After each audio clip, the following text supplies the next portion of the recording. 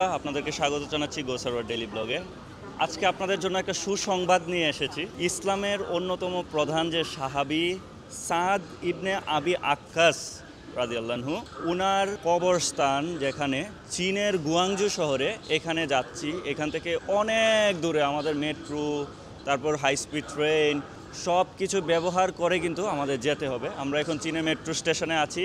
ইনশাল্লাহ আপনাদের অনেক ভালো লাগবে। এবং আপনাদেরকে একটা নিউজ দিয়ে রাখি, আমরা যেখানে যাচ্ছি বাংলাদেশকে ইসলামের সাথে পরিচয় করাইছে যে সাহাবী সাদ ইবনে আবি অক্কাস রাদিয়াল্লাহু আনহু, উনি কিন্তু আমাদের বাংলাদেশকে ইসলামের সাথে পরিচয় করাইছে। আমাদের দেশে তো মুসলমান, তো আমাদের তো জানতে হবে আমাদেরকে কে ইসলামের সাথে পরিচয় করাইছিল আমাদের দেশকে।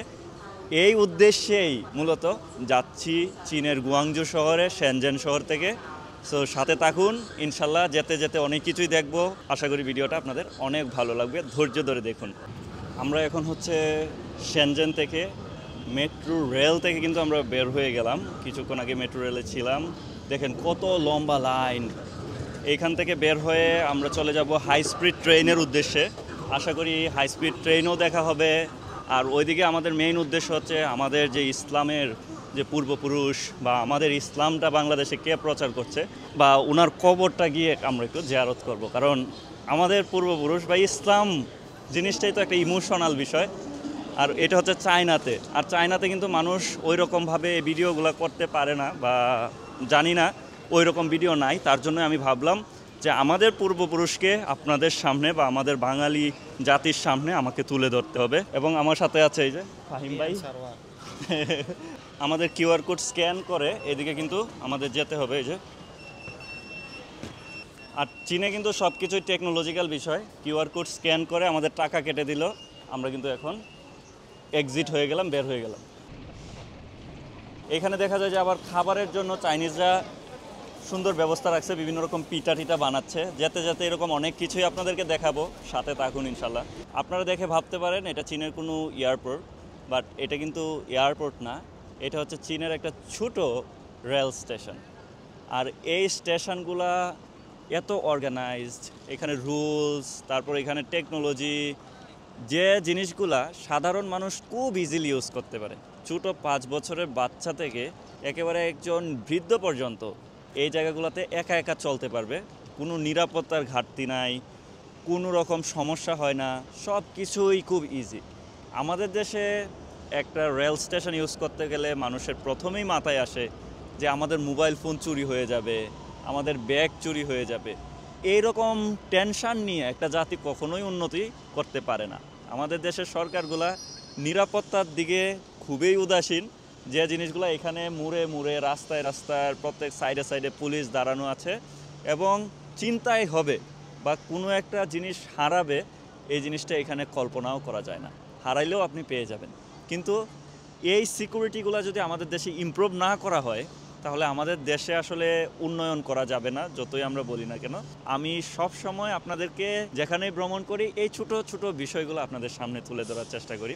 বন্ধুরা দেখুন, আপনাদেরকে একটা টেকনোলজি দেখাচ্ছি। এই যে শেনজেনে কিন্তু এইরকম অনেক অনেক রোবট এই ট্রেন স্টেশনে আছে, যে রোবটগুলো কিন্তু মানুষকে নিরাপত্তা দিয়ে থাকে। এখানে কারো একটা ব্যাগ চুরি, কারো দেখা যায় যে কোনো রকম ঝামেলা হওয়া, এই সব কিছু কিন্তু এই রোবট নিয়ন্ত্রণ করে থাকে। আর এই রোবট কিন্তু নিজে নিজেই চলতে থাকে। আমরা শেনজেন নর্থ স্টেশনে লাইন ধরে অপেক্ষা করছি টিকিটের জন্য। খুব শীঘ্রই আমরা টিকিট পেয়ে যাব। আপনারা ফরেনার হিসেবে আপনারা যদি ট্রাভেল করতে আসেন, অবশ্যই আপনার পাসপোর্ট লাগবে। চায়নাতে যদি আপনি লেনদেন করতে চান, অফকোর্স আপনাকে অনলাইন পেমেন্ট করতে হবে। এটা কিন্তু ইম্পর্টেন্ট বিষয়টা আমি যাত্রাপথে জানায় রাখলাম আপনাদেরকে। আমরা কিন্তু টিকিট কাটার জন্য অপেক্ষা করছি। এখানে এই যে টিকিট নিয়ে নিলাম। টিকিট কিন্তু আমাদের কাটা হয়ে গেছে। যে আপনারা দর্শককে একটু টিকিটগুলো দেখাই, একটু দেখান তো।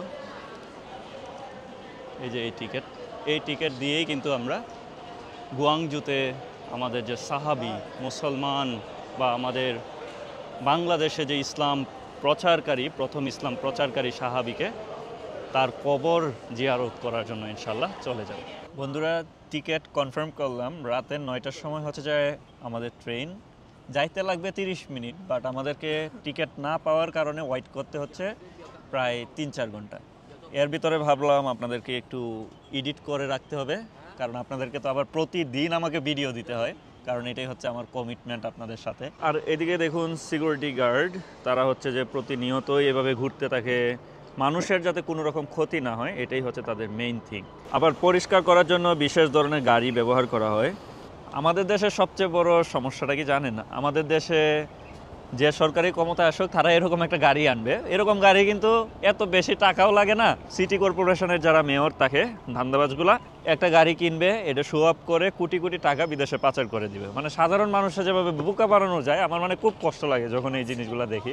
আর এখানে ছোট একটা স্টেশনে তারা কিন্তু এরকম গাড়ি, তারপর হচ্ছে নিরাপত্তা, এই জিনিসগুলো কিন্তু খুব অল্প টাকায় ইজিলি দিতে পারে। এই সাইড দিয়ে যেগুলো দেখছেন সবগুলোই হচ্ছে স্মোকিং এরিয়ার জন্য। এই যে এইদিকে হচ্ছে সিগারেটের যে উৎকৃষ্ট অংশটা, এটা ফেলানো হয়। মানুষকে ফ্লেক্সিবিলিটি দিতে হবে, মানুষ যাতে ময়লা না করে তার জন্য সুন্দর ব্যবস্থা রাখতে হবে। এই যে সবাই কিন্তু এখানে সিগারেট খাচ্ছে। তারপর এখানে আছে বেশ কিছু নিরাপত্তা প্রহরীর মধ্যে এই যে পুলিশ নিরাপত্তা দিচ্ছে, এখানে কুকুর নিয়ে কিন্তু হাঁটছে। কুকুরের সেন্স কিন্তু সাধারণ মানুষ থেকেও বেশি। এই কুকুরগুলো ট্রেনিং প্রাপ্ত, তো এর জন্য তারা ইজিলি বুঝতে পারে কেউ কি কোনো রকম নাশকতা করার জন্য কোনো কিছু কি এই স্টেশনে আনছে কি না। এই পুলিশ স্টেশনে কিন্তু অনেকগুলো ক্যামেরা, এই ক্যামেরা কিন্তু 360 ডিগ্রি অ্যাঙ্গেলে এখানে সকল রকমের মানুষের হাতে কি আছে, মানুষের মুভমেন্ট কিন্তু এখানে সব যাচাই করা হচ্ছে। এর ভিতরে কিন্তু পুলিশও আছে। আপনাদের কেমন লাগছে এই শেনজেন নর্থ স্টেশন? আমাকে কমেন্ট করে জানালে আমি উৎসাহ পেলে ইনশাল্লাহ আরও ভালোভাবে নেক্সট টাইম চায়নার সকল প্রযুক্তি, চায়নার যত টেকনোলজি, এই জিনিসগুলো কিন্তু আপনাদেরকে দেখাতে পারবো। বন্ধুরা দেখুন, প্রথমে আপনাদেরকে দেখাবো কিভাবে ঢুকতে হয়। এখানে নিরাপত্তা কিন্তু অনেক কড়াকড়ি, অনেক চেকিং। আপনারা দেখুন পুলিশ, আর্মি এবং প্রত্যেকটা ব্যাগকে চেকিং করে, মানুষকে চেকিং করে কিন্তু এখানে পাঠাচ্ছে। ঢুকে গেলাম, ঢুকার সাথে সাথে দেখুন এটা হচ্ছে চাইনিজ একটা পতাকা এবং এই শেনজেন নর্থ স্টেশনের নাম লেখা। তারপরে আমরা ভিতরে চলে যাব। এদিক দিয়ে মানুষ কিন্তু ঢুকছে, অনেক অনেক মানুষ কিন্তু ঢুকছে। দেখুন এখানে বসার জন্য অনেক অনেক জায়গা, সবাই কিন্তু খুব ডিসিপ্লিন ওয়েতে বসে আছে। এখানে কিন্তু আমি একটা জিনিস দেখানোর চেষ্টা করব, কোনো রকম ভাঙা চেয়ার বা ওরা চাইলে এই যে ভেঙে ফেলবে। আমাদের দেশে কোনো জিনিস একটা ইউজ করি, সরকারি জিনিস, তারপর আমাদের ইচ্ছা করে একটু ভেঙে দিই, কিন্তু ওরা কিন্তু এরকমভাবে করে না। ওরা দেখুন কত সুন্দরভাবে সবাই দারুণভাবে বসে আছে। শুধু এই সাইডটাই না, আপনারা যদি লক্ষ্য করেন এই সাইড দিয়েও কিন্তু কত কত হাজার হাজার মানুষ কিন্তু এই স্টেশনে আছে। হাই স্পিড ট্রেনগুলো কিন্তু এখানে অনেক স্পিডে চলে। প্রায় আমরা 1 থেকে 150 কিলোমিটারের মতো রাস্তা যাব হচ্ছে 30 মিনিটে। 30 মিনিটের ভিতরেই কিন্তু আমরা চলে যাব। তো বন্ধু শিও ফাংইও 你是不是没位置坐？ হাই 这个去开张。শিপিন দেখুন ছোট একটি বন্ধু, 二手枪， সে হাই। 可以说泰语，可以说 সে অনেক টায়ার্ড ফিল করতেছে, তার সাথে কথা বলতে বলতেই কিন্তু আমরা গুয়াংজু চলে যাচ্ছি। বন্ধুরা মাত্র কিছুক্ষণ হলো আমরা ট্রেন থেকে নামলাম, আপনারা দেখলেন টার্মিনালের ভিতরে ছিলাম। এখন কিন্তু প্রায় রাত 9:38 বাজে। অল্প সময়ের ভিতরেই হাই স্পিড ট্রেন দিয়ে চলে আসলাম। রাত হয়ে যাওয়ার কারণে আমরা এখন গাড়ি দিয়ে আমাদের একটা ফ্রেন্ডের বাসায় চলে যাব।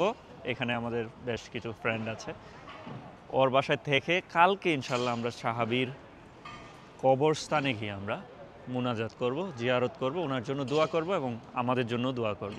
সো সাথে থাকুন, ইনশাল্লাহ আমরা কালকে আবার দেখা করছি।